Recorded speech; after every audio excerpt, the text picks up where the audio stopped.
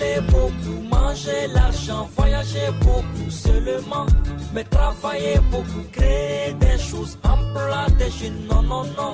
Les dirigeants africains, les dirigeants sont comme ça. Les grandes gueules. Merci de nous rejoindre dans cette émission Les GG sur Radio Espace. Ensemble jusqu'au port de 11h, vous aider à mieux comprendre l'actualité. C'est le but qu'on s'est fixé à travers cette émission depuis plus de 10 ans ici en Guinée. Merci à vous qui nous rejoignez du côté de Zérékoré. Vous nous écoutez là sur 99.7, même fréquence à Boké, à Labé, à Kindia. Vous nous écoutez dans la savane guinéenne, à Cancan sur 99 à modulation de fréquence. Encore une fois, merci de nous rejoindre dans cette émission, mesdames et messieurs. Plusieurs mois s'offrent à vous, évidemment, pour interagir sur nos sujets. Soit vous partez sur Twitter, c'est que je vous recommande d'ailleurs fortement, le hashtag Espace GG, sinon l'autre numéro de téléphone qui s'affiche juste en bas de l'écran. Si vous nous écoutez à la radio, c'est le 00224 657 39 13 13. À la une, le calme revient peu à peu donc à Conakry après les violences nées de l'élection présidentielle du 18 octobre dernier. La mission de médiation de la communauté internationale qui a séjourné donc à Conakry lundi et mardi a permis de faire baisser les tensions momentanément. Le blocus placé donc au domicile du président de l'UFDG a été levé, mais on est loin de la décrispation du climat politique assez tendu, surtout que la Cour constitutionnelle ne s'est pas encore prononcée. Les derniers accrochages donc à Conakry qui ont provoqué d'énormes pertes en vies humaines et des dégâts matériels importants révoltent l'Union des forces démocratiques de Guinée. Le leader de cette formation politique donc au Parlement parle de processus électoral non crédible. Comment aplanir les différends et sécuriser la population qui vit de psychose? Nous posons cette question ce matin. Honorable Mamadou Badiko veut faire entendre évidemment sa proposition de sortie de crise. Il est notre invité ce matin chez les GG, président, il faut le rappeler, de UFD. Voilà, c'est important la précision. On reste avec cet autre sujet. Hier, je le disais, à Boké, l'exploitation minière ne fait pas que des heureux. Un secteur risque de disparaître si rien n'est fait dans la région. Il s'agit donc de l'élevage et pour cause des bétails, manque de pâturage. Ce n'est pas tout. Depuis donc l'installation du chemin de fer, le train minéralier en aurait tué plusieurs. Une petite évaluation de la décennie précédente indiquait qu'au moins 100 têtes de bovins auraient été tués donc par an. Eh bien, ce nombre donc a dû augmenter au fil des ans. Aujourd'hui, les camions de transport au service des différentes compagnies qui exploitent donc la bauxite dans la zone économique spéciale en feraient autant. Conséquence, la transhumance des éleveurs qui occupent donc les bouées est fortement perturbée et devant donc les pertes subies jamais compensées. Beaucoup d'entre eux abandonnent le métier ou quittent tout simplement la zone. Nous allons avoir ce matin, je s'en suis sûr et certain, monsieur Abdul Gadirouba. Hier, il était censé être dans ce studio, membre de l'Union sous-préfectorale des éleveurs de Sangaredi. Il sera avec nous dans ce studio, mesdames et messieurs. D'autres sujets viendront s'ajouter à tout ceci pour votre plus grand bonheur encore une fois. Merci de rejoindre l'équipe des GG avec nous. Bienvenue Jacques, bonjour. Bonjour Lamine, bonjour à tous. Bonjour Ahmed Kourouma, bonjour. Bonjour, je me sens vieux aujourd'hui, je suis entouré que de jeunes. Ah ouais, c'est bien. Ah ouais, le changement, c'est maintenant. Bien, allez. Bonjour Caps. Bonjour Lamine. Bienvenue. Bonjour à tout le monde. Comment ça va Caps? Ça va très bien, Dieu merci. Dieu merci. Bonjour à toi, Dibami Limono. Bonjour Lamine et bonjour à tous. Bienvenue. Ouais, allez, Jacques, on s'intéresse évidemment à la journée d'hier. La vie reprend timidement. Le président était sorti hier. Oui, la vie reprend timidement. On a pu le constater. Quelques embouteillages sur la route Fidel Castro. Bien entendu, habituellement, quand il y a des crises, on peut voir que à Ratoma, c'est plutôt paralysé et puis ça circule à Matoto. Mais pour cette crise, cette fois-ci, je crois que c'est toute la capitale qui était à l'arrêt parce que même sur la route Fidel Castro, il n'y avait pas assez de mouvement. Les gens avaient véritablement peur. Hier, on a constaté des embouteillages habituels et puis les femmes qui ont repris leur petit commerce dans les marchés et ça déjà c'est quelque chose de très appréciable. Et puis on constate qu'il y a des boutiques qui restent encore fermées, mais après tout, il y a cette volonté de la part de ces citoyens de sortir. Il y a un message derrière, c'est que c'est pas une crise qu'ils ont demandé. Ils ont été contraints de rester à la maison Et tous les jours, ils exprimaient ce besoin-là de sortir pour chercher à manger. Je crois que c'est le minimum qu'on puisse demander, n'est-ce pas, à son gouvernement. Donc, justement. du côté politique, il y a eu ce blocus qui a été levé devant le domicile de Cellou d'Alain Diallo, même s'il dit que ce n'était pas une revendication, mais ça apaise un peu, ça fait baisser les tensions. Les 10 autres candidats lui ont rendu visite, il s'en est félicité, je crois 9, puisque l'autre n'est pas là, c'est Ousmane Kaba qui se trouve à l'intérieur du pays. Sinon, les autres étaient chez lui hier pour lui témoigner, n'est-ce pas, toute leur solidarité. Le président de la République, vous l'avez rappelé, a effectivement effectué le déplacement vers le camp Samori où se trouvent alité quelques blessés. Il s'agit des blessés des forces de l'ordre qui ont été blessés, qu'il a rendu visite, mais également des civils. On l'a entendu dire. Du côté de Donka. Du côté de Donka. Donc, on lui a entendu dire qu'il n'y a pas de différence. Tous les Guinéens sont égaux en matière de santé, tout comme en matière de sécurité. Oui. Donc, ce sont ces choses qu'on a pu constater hier. Est-ce que ça veut dire que nous sommes vers la décrispation? Ce n'est pas encore le moment de le dire, parce que de tous les bords, on essaye de dire nous restons quand même, nous restons sur nos positions en attendant que la Cour constitutionnelle se prononce. Ouais. Donc, désormais, les regards restent rivés sur cette institution. Voilà, on verra bien. Allez-y, Antoine Kourouma. Alors, c'est pas Camara, c'est Antoine Kourouma. Allez-y. Bref, dans ce désastre qui a été égratigné, notre vivre ensemble, les manifestations qui ont eu lieu, le président de la République étant le garant de la nation, se doit de traiter l'ensemble des victimes avec équité et à égalité. C'est-à-dire qu'effectivement, il y a eu des victimes du côté des forces de l'ordre, et puis il y a eu aussi des victimes du côté de la population, et notamment dans les quartiers chauds de notre capitale, vers l'axe.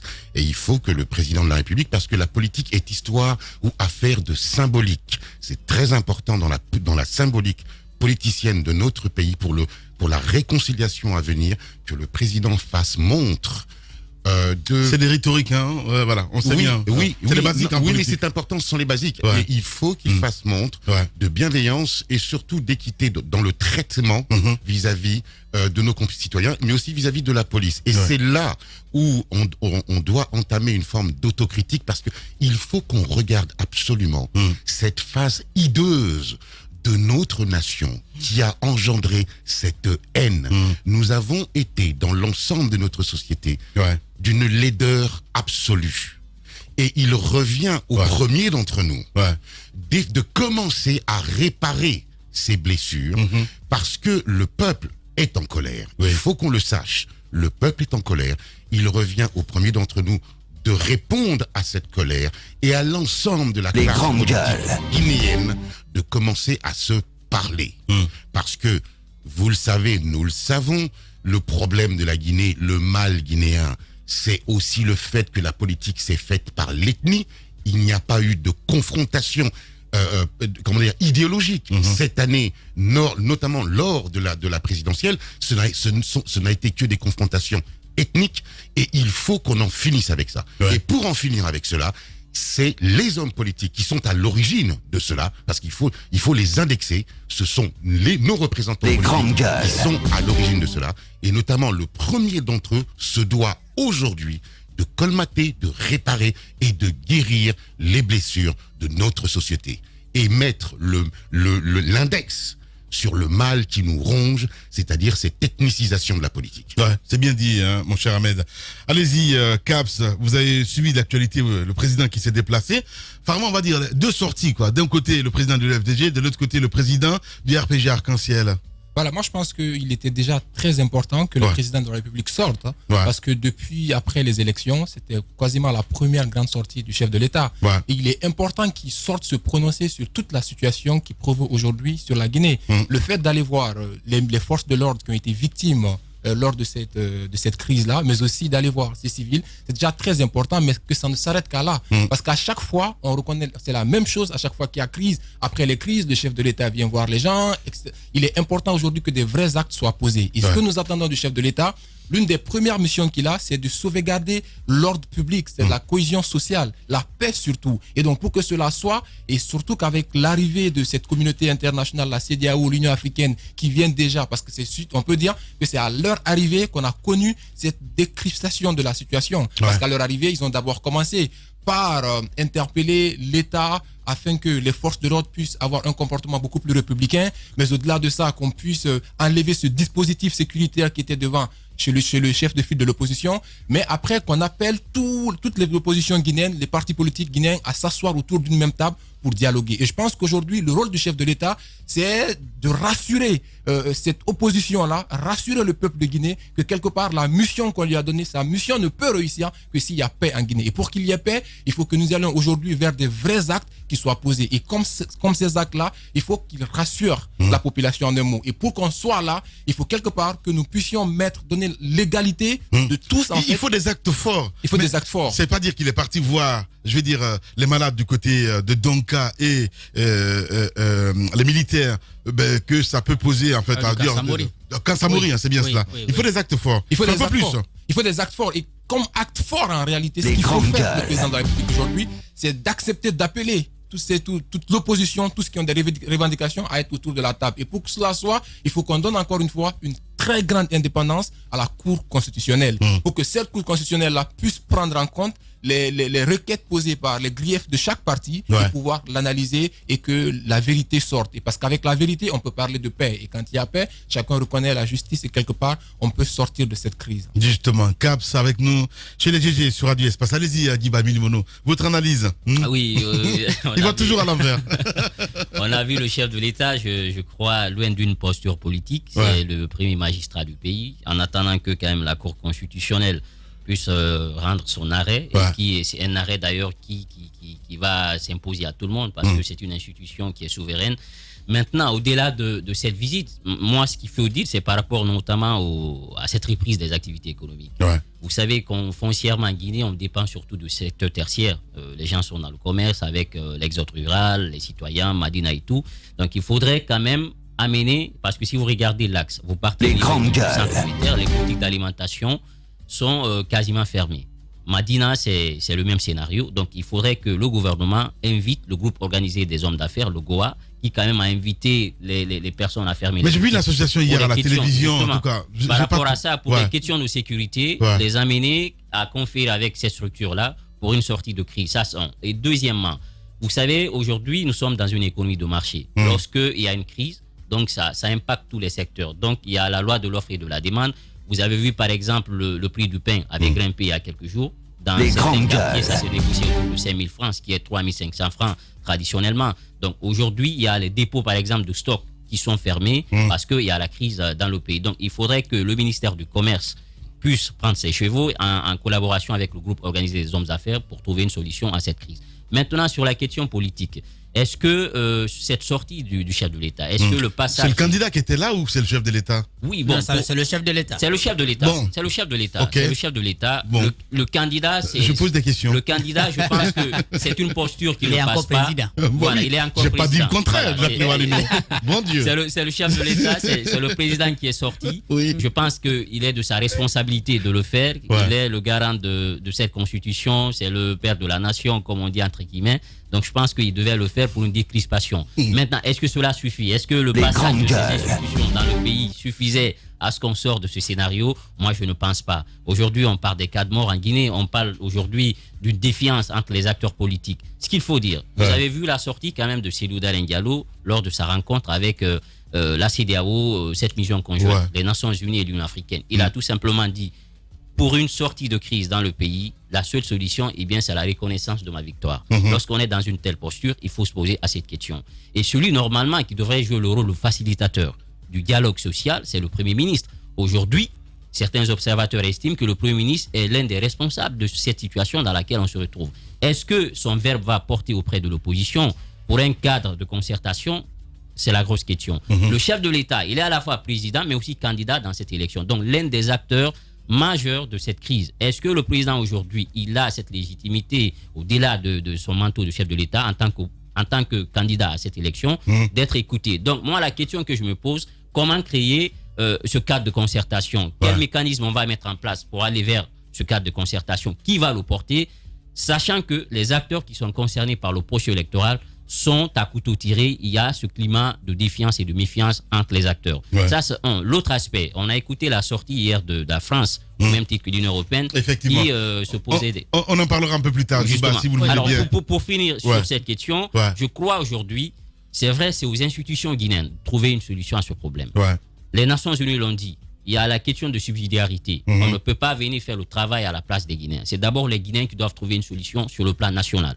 Lorsqu'on n'arrive pas, eh bien, on peut faire appel à la CEDEAO qui vient pour ouvrir la voie aux autres. Mais n'oubliez pas qu'aujourd'hui, la CEDEAO a un problème de crédibilité auprès de cette opposition parce qu'on a dit qu'elle a sa part de responsabilité dans la crise guinéenne parce qu'elle a été timide et elle a fait une gestion sélective de la crise.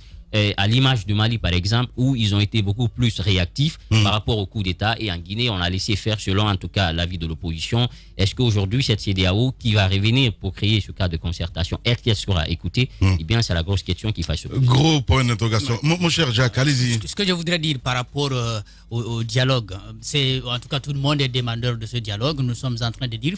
J'ai vu hier Makali, oui. Qui était chez Dalin. Maintenant... Pas qu'élu d'ailleurs. Pas qu'elle, pardon. J'ai dit tous les 9 étaient là. Effectivement. Kabele, Doré, et puis je crois tous ceux, l'autre Makale aussi. Ce que j'ai envie de dire, c'est que si on veut aujourd'hui discuter de cette question, parce que c'est quand même l'élection qui oppose. Et celui d'Alain Diallo, ce qu'il faut déjà commencer par dire, c'est qu'il a bougé. Et il a bougé depuis quelques jours. Il a dit qu'il se réfère à la Cour constitutionnelle. Même s'il ne croit pas à cette institution, mais il a quand même accepté de la saisir. Donc il a mis l'institution devant ses responsabilités. Ce qui veut dire que pour l'instant, on ne peut pas discuter, parce que je ne sais pas de quoi on va parler.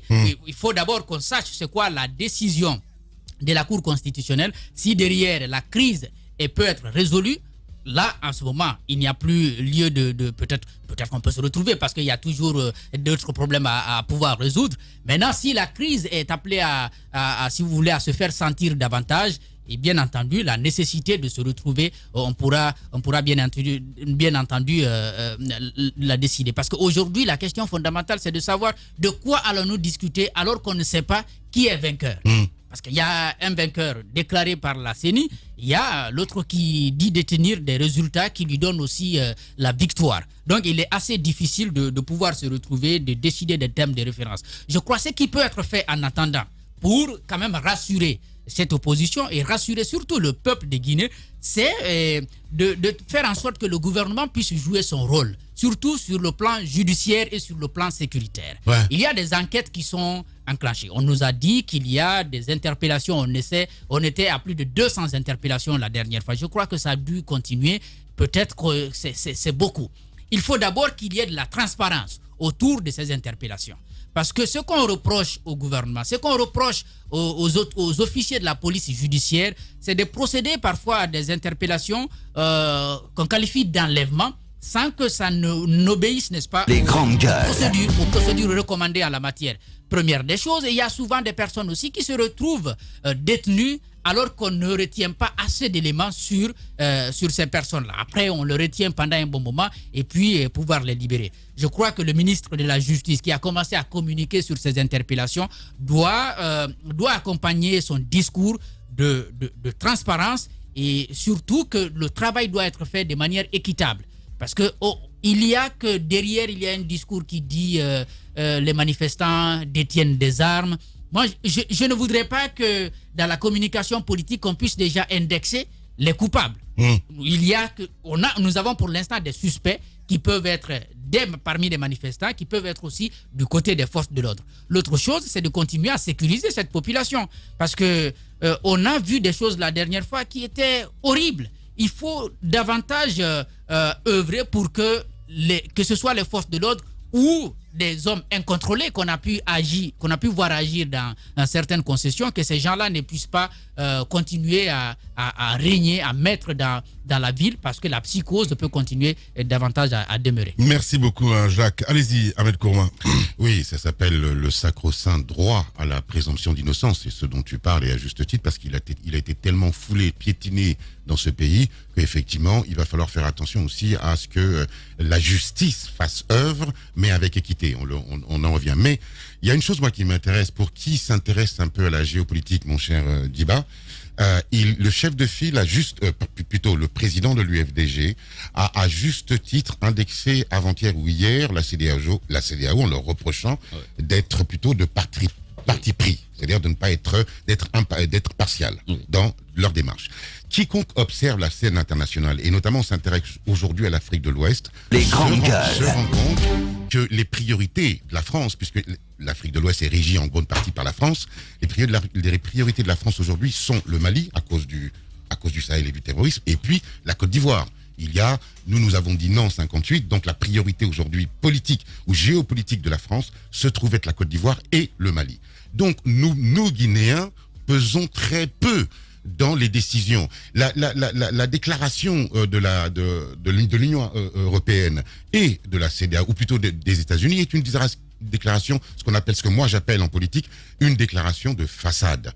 Parce que aujourd'hui, en termes de géopolitique, la Guinée n'est pas la priorité de ces gens-là. Et Kémo Kotoré, dans un article, dans un édito qui l'a dit, a précisé ceci, je le cite: la communauté internationale n'existe pas ou n'existe que lorsque ses intérêts sont menacés. Or, aujourd'hui, en Guinée, la Guinée compte très peu en termes d'intérêts géopolitiques et géostratégiques pour la communauté internationale. Donc, ce qui revient à dire que un dialogue interguinéen avec une intelligence politique, une intelligence du discours et surtout des idées et des envies pour l'avenir de ce pays, pourra sortir notre pays de l'ornière. Bien. Voilà. Merci beaucoup, Ahmed. Voilà. Géopolitique, il m'étonne ce matin. Voilà. Et moi, ce que je retiens tout à l'heure de l'analyse d'Ahmed, c'est de sortir, certes, il est important aujourd'hui qu'il y ait un dialogue interguinéen. C'est ce qu'il faut comme solution. Et quelque part, l'avantage décalé qu'on peut ressortir dans cette situation, avec l'indexation du chef de file de l'opposition, de la CEDEAO, de l'Union africaine, bref, de la communauté internationale, ça doit permettre justement à cette opposition de comprendre que la solution de la Guinée ne se trouve pas avec la communauté internationale. Il faut qu'on apprenne à se faire confiance entre nous, Guinéens, pour trouver la solution. Encore une fois, à chaque fois que quelque chose se passait, l'opposition a rapidement cherché tout de suite à attirer l'attention de la communauté internationale pour que ces gens-là viennent réagir. Et maintenant que eux-mêmes, ils ont compris que la solution ne se trouve pas dans la main de ces gens-là, il est donc important qu'on apprenne à se faire confiance. Mais ça compte. Oui, ça compte justement. Mais oui, certes, ça compte. Mais quelque part, il faut que nous fassions confiance, parce qu'en dernier ressort, cette communauté internationale finit encore par dire il faut que les Guinéens acceptent de parler entre eux, parce que la solution, c'est entre nous, les Guinéens. Et maintenant, à parler quelque part, qu'est-ce qu'il faut concrètement pour que ce dialogue il soit là, pour qu'on puisse justement parler entre nous et se comprendre, il est d'abord important de rappeler que cela est suite à une crise qui est née du manque de confiance entre l'opposition aujourd'hui, qui ne fait pas confiance aux résultats qui sont proclamés par la CENI, et la CENI elle aussi, et la mouvance aussi qui ne fait pas confiance à ces résultats qui autoproclament M. Cellou Dalein Diallo comme président de la République. Donc quelque part, il est important que chacun puisse sortir des vraies preuves, qu'on puisse mettre ces preuves à la disposition de la Cour constitutionnelle, qui décide cette fois-ci de dire la vérité et de mettre l'intérêt de la Guinée devant. Et quelque part, même s'il y a des risques à prendre contre le président de la République, il est important en tant que Guinéen, pour l'amour de son pays, pour oser dire ce qui est en termes de vérité en fait. Moi, je pense que si on s'inscrit déjà dans cette logique, ça peut nous permettre de pouvoir sortir de là. Et mieux encore, par rapport à cette insécurité, quand on prend par exemple le ministre de la Justice qui sort pour chaque fois dire, on a fait des arrestations, Jacques Lenoir le parlait tout à l'heure, qu'on a fait des arrestations, on est à 200 et quelques personnes qui ont été arrêtées, mais on ne doit pas s'arrêter qu'à là.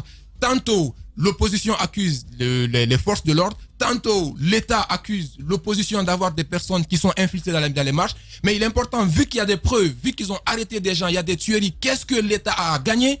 De garder les preuves qu'ils ont. S'il se trouve qu'il y a d'autres types d'armes qui ont été utilisées et que c'est pas les forces de l'ordre qui l'ont fait, mais qui sortent à chaque fois, qu'ils acceptent de sortir les résultats de ces autopsies pour que les gens puissent avoir les résultats face à eux. Je pense que c'est avec des démarches comme ça qu'on peut défendre la justice et montrer quelque part qu'il y a la volonté. Et quand on montre la volonté politique, rien qu'avec cette volonté politique, on peut rassurer les gens quelque part et à partir de là, les gens peuvent être prédisposés à rentrer dans les négociations. Oui, allez-y, Diba Milimono. Oui, moi j'aimerais tout simplement dire par rapport à la sortie d'Amen sur la géopolitique. Vous savez, cette sortie d'ailleurs de la France, je rappelle le passage, ils disent qu'en lien avec ses partenaires européens, encourage et soutient les initiatives qui seront entreprises par les partenaires régionaux. Ça veut dire tout simplement qu'il faudrait d'abord que les Guinéens puissent trouver une solution à leurs problèmes. S'ils n'arrivent pas, eh bien, la CEDEAO intervient. Mais je veux juste rappeler une chose à Ahmed.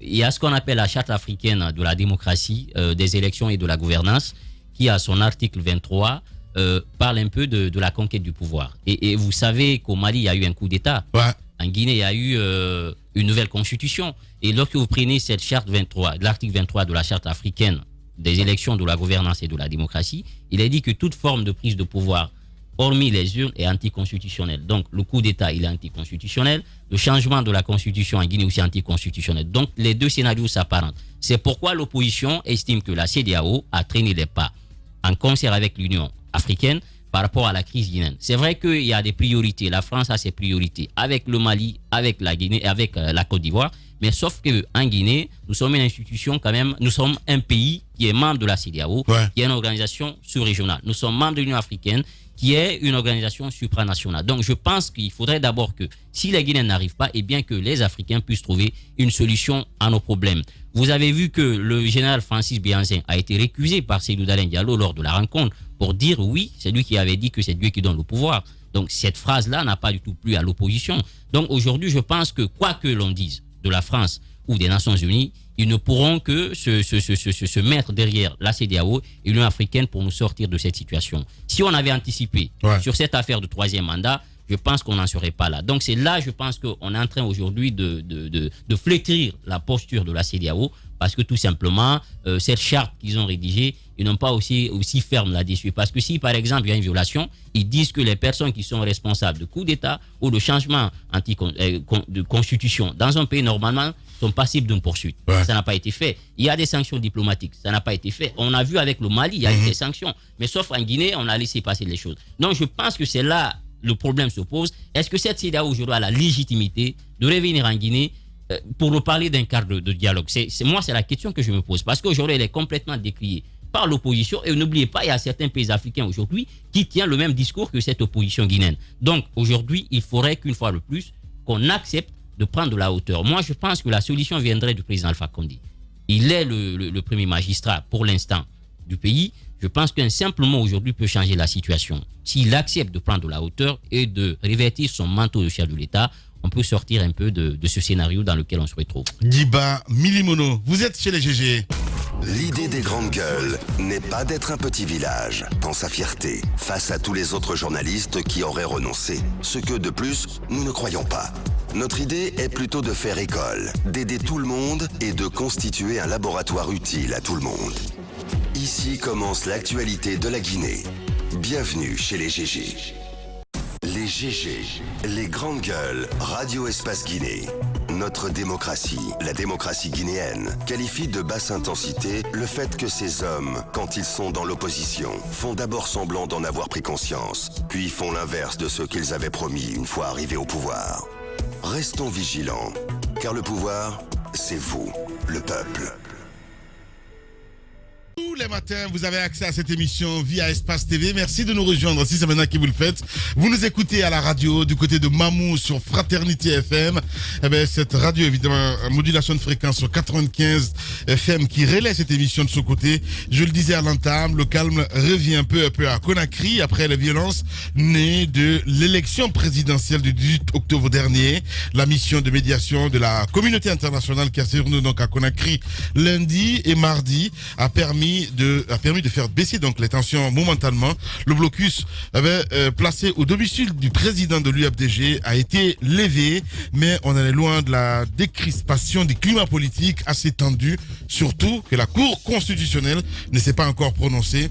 Les derniers accrochages donc à Conakry qui ont provoqué d'énormes pertes en vies humaines et des dégâts matériels importants révoltent l'union des forces démocratiques. Le leader de cette formation politique au Parlement parle d'un processus électoral non crédible. Comment aplanir les différends et sécuriser donc la population qui vit de psychose? Nous posons cette question ce matin à honorable Mamadou Badiko.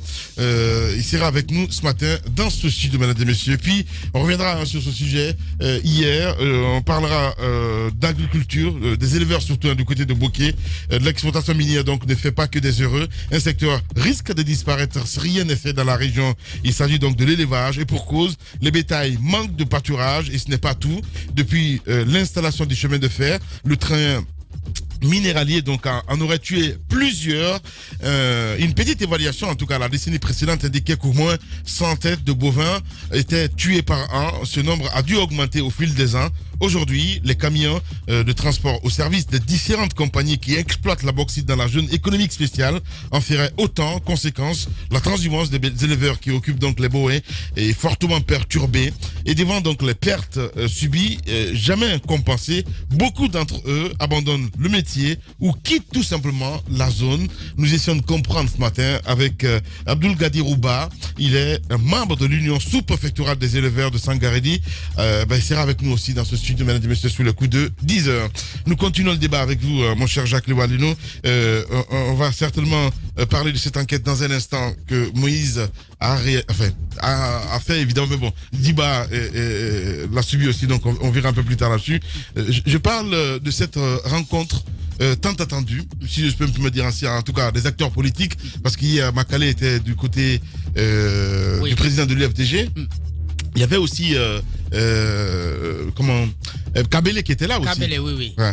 Je crois que Kabele y a été même quand la communauté internationale est venue rendre visite à Cellou Dalein Diallo, disons dans la série de rencontres que la mission qui a séjourné à Conakry avait mené ici lundi et mardi.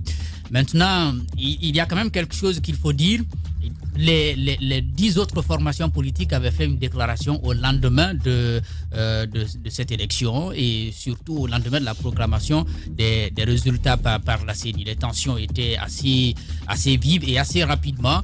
On a vu cette déclaration qui mettait en cause le travail de la CENI, notamment sur la question de cette copie du procès verbal qui n'a pas été remis à l'ensemble des candidats, sinon aux partis politiques qui ont participé à cette élection. Mais également, il y a quand même quelque chose qui est sorti là-dedans. Au-delà des violences qu'on a pu dénoncer, on a pu lire que les autres formations politiques dénonçaient un peu la bipolarisation du débat politique. On est bien dans une situation selon laquelle les deux mastodontes de la vie politique guinéenne tiennent, si vous voulez, tiennent la barque. C'est les deux qui déterminent le débat. C'est les deux qui déterminent le contenu du débat à tenir pour une période dans notre pays. Il suffit qu'Alpha Condé le veuille ou Cellou Dalein Diallo le veuille. Il y a tout de suite une actualité qui se dessine et puis on va avec. Maintenant, les craintes qui étaient derrière, c'était la communautarisation du débat. Je me demande, est-ce qu'aujourd'hui, ces formations politiques peuvent jouer un rôle dans cette situation? On sait déjà que du point de vue positionnement, ce sont des adversaires d'Alpha Condé. À partir du moment qu'ils ont décidé de se présenter contre lui à cette présidentielle. Maintenant, ils ont été avec Cellou Dalein Diallo et à la veille de la présidentielle, ils avaient comme un accord tacite. Si un seul s'est qualifié pour le second tour, les autres devraient l'accompagner. Ce qui a fait même dans les discours qu'Alpha Condé a pu tenir pendant la campagne, il n'arrêtait pas d'attaquer tout le monde à partir du moment où il y avait cette union en face. Voilà, c'est les éléments sur lesquels il faut s'appuyer. L'autre chose par rapport à cette copie du procès verbal, parce que Cellou Dalein Diallo en parle suffisamment, moi je voudrais quand même revenir sur les observations que j'ai pu faire et puis la lecture qu'on fait. Je crois que c'est même reconnu par l'UFDG aussi, c'est qu'il y a la loi qui détermine la répartition des copies du procès verbal comment on appelle ça, rédigé dans chaque bureau de vote. Ces 6 copies, les 5 ont déjà leur destinataire. Ministère de l'administration, président de la CENI, je crois beaucoup d'autres institutions qui sont les institutions et autres. La 6e copie, c'est celle-là qui doit venir, n'est-ce pas, qui doit revenir aux partis politiques. Le seul problème, c'est que c'est une copie. Si vous tirez au-delà de 6, ça devient illisible. Premier problème, d'ordre technique. L'autre élément qu'il faut noter, parce que quand la Cour constitutionnelle a été saisie, elle a fait cette injonction à la Commission électorale nationale indépendante pour qu'elle puisse remettre cette copie. C'est la solution que la CENI elle-même a proposée. Et nous avons dit que c'était une fausse solution dès lors que, lorsque Mamadi Touakaba l'a dit dans ce studio, nous lui avons dit que ça va créer des problèmes. Et aujourd'hui, il se trouve que ce n'est pas appliqué, ça n'a pas été appliqué au soir du 18 octobre.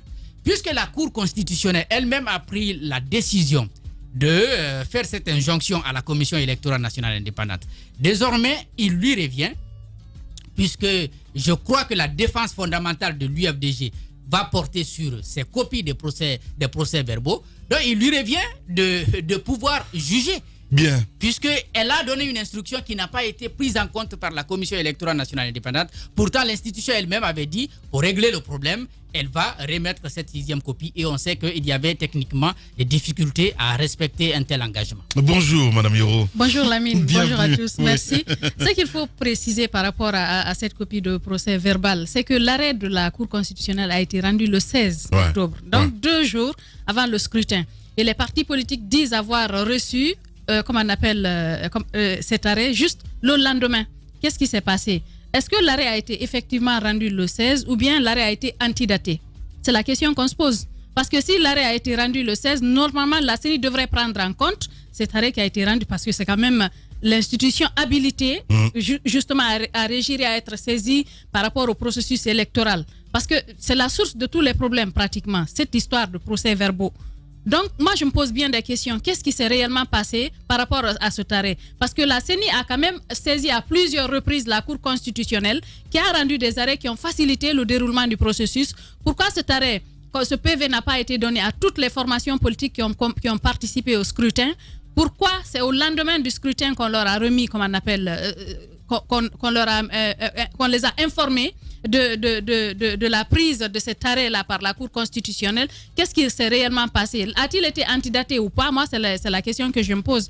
Que vise-t-on derrière? Parce que donner, comment on appelle, l'arrêt aux partis politiques alors que l'élection est déjà faite, ça n'allait servir à rien. Ouais. Parce que la CENI n'aurait pas, comment on appelle, respecté le contenu de l'arrêt. Donc, moi, je pense que les Guinéens ont besoin de savoir qu'est-ce qui s'est passé. La Cour constitutionnelle a besoin de s'expliquer. Est-ce que l'arrêt a été antidaté ou bien a-t-il été effectivement pris le 16? Très bonne question, madame. On s'intéresse à cette autre enquête d'Iwa Milimono. Vous nous dites la moitié du personnel de l'hôtel Noum menace de licenciement. Justement, ils sont au nombre de 18, 18 travailleurs. Ouais. Vous savez, on va un peu revenir à la genèse de tout ça. On est jusqu'à présent, on parle de Covid-19 dans le monde entier et la Guinée n'est pas en reste puisque c'est une pandémie. Et lorsqu'on a déclaré la pandémie à travers les nations, que ce soit en Europe, aux États-Unis ou en Afrique, les gouvernements ont aussitôt pris des dispositions par rapport un peu au plan de relance économique, mais aussi social, sans oublier le volet sanitaire. Donc en Guinée, vous savez, les secteurs les plus touchés, vous avez suivi la France le vendredi, on va aller vers un reconfinement. Aujourd'hui, voilà, ce soir. Donc ce qui veut dire tout simplement, les secteurs qui ont été foncièrement touchés par la pandémie, c'est le secteur du tourisme, c'est l'hôtellerie, c'est les commerces non essentiels, également c'est la restauration. Et en Guinée, vous savez, avec la restriction internationale des déplacements de personnes, les gens ne se déplacent pas actuellement à cause de peut-être la fermeture des frontières, les textes qu'il faut faire. Donc actuellement, les hôtels sont quasiment vides. Et lorsque le gouvernement guinéen a constaté cela avec la pandémie, il y a eu ce plan de relance que le Premier ministre avait présenté à l'époque pour une subvention à ces secteurs qui sont durement touchés par la pandémie, notamment le secteur de l'hôtellerie. Donc c'est ainsi qu'il y a eu ce plan de relance. D'abord, il fallait faire un report sur les taxes entre le mois d'avril et le mois de juin. Ensuite, il y a eu le report sur la renonciation à la TVA sur les factures d'électricité et d'eau, le report aussi des charges sur les factures d'électricité et d'eau entre le mois d'avril et toujours juin 2020, sans oublier que l'État guinéen devait de l'argent à certaines structures hôtelières de la place. Donc l'État devait s'acquitter de la moitié de ces charges-là pour amener ces entités non seulement à ne pas fermer boutique, mais également à se prendre en charge. Parce qu'aujourd'hui, les hôtels sont vides. Donc c'est ainsi ce plan de relance a été présenté par le gouvernement guinéen pour une subvention apportée à ce secteur-là. Et n'oubliez pas qu'ils ont aussi des charges salariales. Ils ont des employés qu'ils ont avec eux. Maintenant, la question aujourd'hui, nous avons rencontré certains de ces travailleurs qui nous ont dit comme quoi ils ont reçu une note de convocation au niveau de la direction, mais également de l'inspection générale du travail, comme quoi aujourd'hui l'hôtel voudrait tout simplement prendre des mesures, notamment pour des raisons économiques. Donc c'est des licenciements pour des raisons économiques qui ont été brandis par la direction. Maintenant, qu'est-ce que les travailleurs reprochent? C'est cette sortie de l'État. Est-ce que l'État s'est effectivement acquitté de ses responsabilités vis-à-vis de ces structures hôtelières? C'est la grosse question qu'il faut se poser, parce que le plan a été quand même présenté par le Premier ministre. C'est vrai qu'on se rappelle qu'il y a eu quand même une renonciation sur une partie de la TVA. Il y a eu le report des charges sur l'électricité, notamment et l'eau. Maintenant, est-ce que la subvention, elle a été effective? Eh bien, c'est la question qu'aujourd'hui les travailleurs se posent. Maintenant, vous avez 18 travailleurs qui vont se retrouver sans emploi. Je pense que ça a un impact sur l'économie de la Guinée. Ouais. C'est vrai, aujourd'hui, on parle d'hôtel Nom, mais n'oubliez pas qu'il y a aussi beaucoup de PME aujourd'hui qui se sont inscrites dans la même posture. Donc, 18 travailleurs vont se retrouver au chômage. Ils nous ont dit comme quoi qu'il y a une rencontre avec l'inspection générale du travail qu'on qualifie aujourd'hui d'être à la solde de ces entités-là. Nous avons écouté des travailleurs qui nous disent est-ce qu'ils n'ont pas reçu de l'argent parce que les motifs qui ont été soulevés par la direction ne suffisent pas pour nous mettre à la porte, surtout qu'ils ont reçu des subventions de la part de l'État pour éviter à ce qu'on puisse aller vers des licenciements. Donc aujourd'hui, c'est la situation qui se présente au niveau de l'hôtel Non. Mais ce qu'il faut dire, peut-être qu'on pourra aussi avoir l'avis peut-être de la primature parce qu'il y a eu un travail de fond qui a été effectué quand même, il faut le reconnaître, par le gouvernement pour pouvoir essayer de supporter un peu ces crises. Mais n'oubliez pas aussi que l'État aussi est impacté parce qu'aujourd'hui, avec sa politique fiscale, la Guinée vit essentiellement des importations. La seule exportation peut-être que nous faisons autour de 91%, c'est dans le secteur minier. Et aujourd'hui, c'est un secteur aussi qui est touché. N'oubliez pas que la Chine a été l'épicentre de cette pandémie. Et souvent, la majeure partie de ce que nous prenons comme bauxite pour envoyer, c'est vers la Chine. Les marchés européens sont fermés, les marchés américains également. Donc la Chine, quand même, qui est un pays une nation aujourd'hui de croissance, est impactée. Donc ça impacte aussi la Guinée, puisque nous sommes, en tant que pays africain, des pays satellites. Ouais. Donc aujourd'hui, l'État même a des problèmes par rapport à son PIB, par rapport à sa prévision sur la croissance. On parlait d'une prévision de 6%. Aujourd'hui, est-ce qu'on va être dans le timing? C'est la question qu'il faut se poser. Notamment aussi le taux d'inflation qui n'arrête pas de grimper. Donc l'État aussi se retrouve dans une situation quand même complexe pour pouvoir faire face à toutes ces charges-là. Donc je crois, si le gouvernement nous écoute, notamment à la primature, il faudrait quand même se pencher sur la situation des travailleurs de l'hôtel de Noum, qui normalement aujourd'hui sont menacés de cette sanction parce qu'ils ont l'épée de Damoclès au-dessus de la tête. On parle tout simplement de licenciement pour des motifs économiques. Voilà, c'est peut-être un départ, hein, il faut le rappeler. Oui. L'hôtel Noum donne le ton aujourd'hui, il y a d'autres qui vont s'inscrire dans la même dynamique parce que l'argument qui va être brandi, on n'a pas eu de subvention, on ne peut pas prendre en charge tous ces travailleurs. Voilà, on reviendra dans la deuxième partie de l'émission, on parlera politique, crise politique, Mamadou Abadikou, donc pour une solution apaisée, exploitation minière à Sangaredi, l'élevage menacé de disparition. On revient à 10h. Radio Espace Guinée. Les grandes gueules prônent un journalisme de construction démocratique au service de l'intérêt public. Les GG défendent la démocratie. Et la démocratie, c'est aussi des contre-pouvoirs. Nous bousculons un certain journalisme de gouvernement, un journalisme de cour, un journalisme qui est dans la révérence avec le pouvoir. Bienvenue chez vous, les GG sur Espace.